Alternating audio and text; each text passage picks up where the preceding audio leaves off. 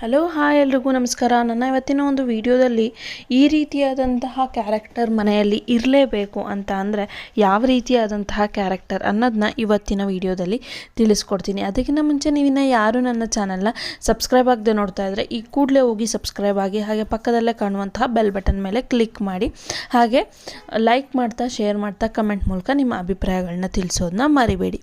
ಮನೆಯಲ್ಲಿ ಎರಡು ವಿಧವಾದ ಜನಗಳು ಇರಲೇಬೇಕು. ಯಾವ ರೀತಿ ಅಂತ ಅಂದರೆ, ಒಬ್ಬರು ತುಂಬ ಖರ್ಚು ಮಾಡೋರಿದ್ದರೆ ಇನ್ನೊಬ್ಬರು ತುಂಬ ಉಳಿಸೋರು ಇರಲೇಬೇಕು. ಯಾಕೆ ಈ ಮಾತನ್ನ ಹೇಳ್ತಾ ಇದ್ದೀನಿ ಅಂದರೆ, ಆಡ್ತಾ ಇದ್ದೀನಿ ಅಂತ ಅಂದರೆ, ಖರ್ಚು ಮಾಡೋರು ಒಬ್ಬರು ಇರ್ತಾರೆ ಅಂತ ಅಂದಮೇಲೆ ಇನ್ನೊಬ್ಬರು ಎಚ್ಚೆತ್ಕೊಳ್ಳೋದು ತುಂಬ ಮುಖ್ಯ ಆಗುತ್ತೆ. ಯಾಕೆ ಅಂದರೆ ಲೈಫಲ್ಲಿ ಒಂದು ಪ್ಲ್ಯಾನಿಂಗ್ ಅಂತ ಅನ್ನೋದು ಇರಲೇಬೇಕು ಅಂತ ಈ ಹಿಂದಿನ ಹಲವಾರು ವಿಡಿಯೋದಲ್ಲಿ ನಾನು ಹೇಳಿದ್ದೀನಿ.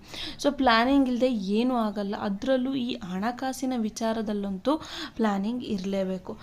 ಎಸ್, ಹೌದು, ಮನೆಯಲ್ಲಿ ಒಬ್ಬರು ತುಂಬ ಖರ್ಚು ಮಾಡ್ತಾ ಇದ್ದಾರೆ ಅಂತ ಅಂದ ತಕ್ಷಣವೇ ನೀವು ಏನು ಮಾಡಬೇಕು, ಅವರು ಖರ್ಚು ಮಾಡುವಂತಹ 10% ಹಣವನ್ನು ನೀವು ಅವರ ಹೆಸರು ಹೇಳಿ ಬೇರೆ ಕಡೆ ಎತ್ತಿಡೋದನ್ನ ಕಲಿಬೇಕು. ಯಾಕೆ ಈ ವಿಷಯನ ನಾನು ಈ ಒಂದು ಟೈಮ್ನಲ್ಲಿ ಹೇಳ್ತಾ ಇದ್ದೀನಿ, ದುಡ್ಡನ್ನು ಕೂಡಿಸುವಂತಹ ಟೈಮ್ನಲ್ಲಿ ಅಂತ ಅಂದರೆ, ಇನ್ನೇನು ಮಕ್ಕಳು ಫೀಸು ಎಲ್ಲ ಹತ್ರ ಬಂದೇ ಬಿಡ್ತು. ಹಾಗೆ ವರ್ಷದ ಕೊನೆ ಮಕ್ಕಳಿಗೆ ಎಲ್ಲಾದರೂ ಕರ್ಕೊಂಡೋಗ್ಬೇಕು ಅಂತ ನಿಮಗೂ ಕೂಡ ಆಸೆ ಇರುತ್ತೆ.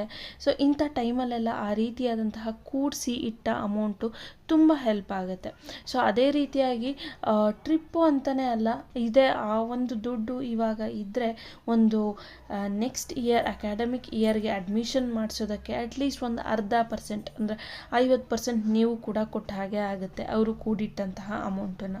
ಆವಾಗ ಅವರು ಕೇಳಿದಾಗ ನಾವು ಹೇಳ್ಬೋದು, ನೀವು ಖರ್ಚು ಮಾಡ್ತಾ ಇದ್ರಲ್ಲ ಆ ಅಮೌಂಟಲ್ಲಿ 10% ನಾನು ಎತ್ತಿಟ್ಟು ನಾನು ಕೂಡಿಸಿರುವಂತಹ ಈ ಒಂದು ದುಡ್ಡು ಅಂತ ಅನ್ನಬೇಕು.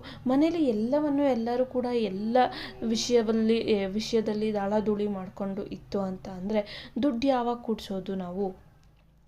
ಬರೀ ನಾವು ಸ್ಕೂಲ್ ಫೀಸಿಗೆ ಖರ್ಚು ಮಾಡಿ ಅಥವಾ ಇನ್ನೊಂದಕ್ಕೆ ಖರ್ಚು ಮಾಡಿ ಅಂತ ಇಲ್ಲ. ಆ ಒಂದು ಕೂಡಿಸಿಟ್ಟ ಅಮೌಂಟು ಹೆಲ್ತ್ ಇಶ್ಯೂಸ್ ಏನಾದರೂ ಆದಾಗಲೂ ಕೂಡ ತುಂಬ ಹೆಲ್ಪ್ ಆಗುತ್ತೆ ಅಂತಲೇ ಹೇಳ್ಬೋದು.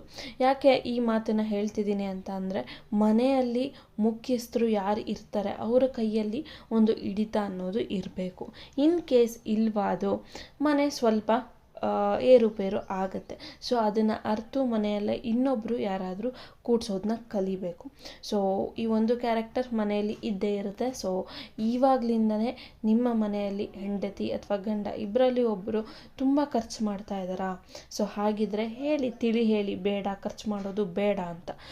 ಅವರು ಕೇಳದೇ ಇರುವಂತಹ ಸಮಯದಲ್ಲಿ ನೀವೇನು ಮಾಡಬೇಕು, ನೀವು ಎಚ್ಚೆತ್ಕೊಂಡು ಒಂದು ರೂಪಾಯಿನೇ ಹನಿ ಹನಿಗೂಡಿದರೆ ಹಳ್ಳ ಅನ್ನೋದು ಎಷ್ಟು ಸತ್ಯ ಅಲ್ವಾ? ಅದೇ ರೀತಿಯಾಗಿ ನೀವು ಎತ್ತಿಡ್ತಾ ಬರಬೇಕು. ಆ ಟೈಮಲ್ಲಿ ಅವರು ಪ್ರಶ್ನೆ ಮಾಡಿದಾಗ ನೀವು ಹೇಳ್ಬೋದು, ನೀನು ಈ ಥರ ಖರ್ಚು ಮಾಡ್ತಾ ಇದೀಯಾ, ಆ ಒಂದು ಕಾರಣಕ್ಕೆ ನಾನು ಎತ್ತಿಡ್ತಾ ಇದ್ದೀನಿ. ನಿಮಗಾದರೂ ಇದು ಹೆಲ್ಪ್ ಆಗುತ್ತೆ, ಇಲ್ಲ ನಾನೇ ಏನಾದ್ರು ಒಂದು ಹೊಸ ವಸ್ತುವನ್ನು ಮನೆಗೆ ತರ್ಬೋದು, ಆ ಒಂದು ಕಾರಣಕ್ಕೆ ನಾನು ಎತ್ತಿಡ್ತಾ ಇದ್ದೀನಿ ಅಂತ ಹೇಳ್ಬೋದು. ಮನೆಯಲ್ಲಿ ಇಷ್ಟೆಲ್ಲ ಖರ್ಚು ಮಾಡ್ತಾ ಇರ್ತಾರೆ, ಕೂಡಿಸ್ತೀನಿ ಅಂತ ಅಂದರೆ ಯಾರು ಹೇಳೋರು ಇರಲ್ಲ, ಇಲ್ಲ ಕೂಡಿಸ್ಬೇಡ ಅಂತ ಯಾರು ಹೇಳೋರು ಇರಲ್ಲ. ಯಾಕಂದರೆ ಯಾವುದಾದ್ರು ಒಂದು ಕಷ್ಟಕ್ಕಾಗುತ್ತೆ ಬಿಡು, ನಾನಂತೂ ಮಾಡಲ್ವಲ್ಲ, ಅವರಾದರೂ ಮಾಡಲಿ ಅಂತ ಹೇಳಿಬಿಟ್ಟು ಸುಮ್ಮನಾಗ್ತಾರೆ. ಇವತ್ತಿಂದನೇ ನೀವು ಕೂಡ ರೂಢಿ ಮಾಡ್ಕೊಳ್ಳಿ, ಒಬ್ಬರು ಮನೆಯಲ್ಲಿ ಆ ಥರ ಇದ್ದಾಗ ಇನ್ನೊಬ್ಬರು ಕೂಡಿಸೋದನ್ನ. ಈ ಒಂದು ಚಿಕ್ಕ ಮಾಹಿತಿ ನಿಮಗೆ ಇಷ್ಟ ಆಗಿದೆ ಅಂತ ಅನ್ಕೋತೀನಿ. ಇಷ್ಟ ಆಗಿದ್ರೆ ಗೊತ್ತೇ ಇದೆ ಅಲ್ವಾ, ಲೈಕ್ ಮಾಡ್ತಾ, ಶೇರ್ ಮಾಡ್ತಾ, ಕಮೆಂಟ್ ಮೂಲಕ ನಿಮ್ಮ ಅಭಿಪ್ರಾಯಗಳನ್ನ ತಿಳಿಸೋದನ್ನ ಯಾವುದೇ ಕಾರಣಕ್ಕೂ ಮರಿಬೇಡಿ. ಅದರಲ್ಲೂ ಈ ಒಂದು ಮನಿ ಸೇವಿಂಗ್ ಟಿಪ್ಸ್ ತುಂಬ ಇಂಪಾರ್ಟೆಂಟ್. ಎಲ್ಲರ ಮನೆಗೂ, ಎಲ್ಲ ಫ್ಯಾಮಿಲಿಗೂ ಕೂಡ ಎಲ್ಲರಿಗೂ ಇಂಪಾರ್ಟೆಂಟು. ಆದಷ್ಟು ನೀವು ಕೂಡ ಬೇರೆಯವ್ರಿಗೆ ಇದನ್ನು ಶೇರ್ ಮಾಡಿ. ಯಾಕಂದರೆ ಪ್ರತಿಯೊಬ್ಬರಿಗೂ ಇದು ತುಂಬ ಇಂಪಾರ್ಟೆಂಟ್ ಆದಂತಹ ಒಂದು ವಿಡಿಯೋ ಅಂತಲೇ ಅನ್ಬೋದು. ಇವಾಗಲಿಂದನೇ ಸ್ಟಾರ್ಟ್ ಆಗಿಲ್ಲ ನಿಮ್ಮ ಮನೇಲೂ ಕೂಡ ಅಂತ ಅಂದರೆ ಇವಾಗಲಿಂದನೇ ಸ್ಟಾರ್ಟ್ ಮಾಡ್ತಾ, ನೀವಿನ್ನ ಯಾರಾದರೂ ಸಬ್ಸ್ಕ್ರೈಬ್ ಮಾಡಲಿಲ್ಲ ಅಂದರೆ ಈ ಕೂಡಲೇ ಹೋಗಿ ಸಬ್ಸ್ಕ್ರೈಬ್ ಮಾಡಿ, ಪಕ್ಕದಲ್ಲೇ ಇರುವಂತಹ ಬೆಲ್ ಬಟನ್ ಮೇಲೆ ಕ್ಲಿಕ್ ಮಾಡೋದನ್ನ ಮರಿಬೇಡಿ ಅಂತ ಹೇಳ್ತಾ, ಥ್ಯಾಂಕ್ ಯು, ಬಾಯ್. ಇನ್ನು ಯಾವುದಾದ್ರೂ ಹೊಸ ಮನಿ ಸೇವಿಂಗ್ ಟಿಪ್ಸ್ ಇದ್ದರೆ ಖಂಡಿತವಾಗ್ಲೂ ಶೇರ್ ಮಾಡ್ತೀನಿ.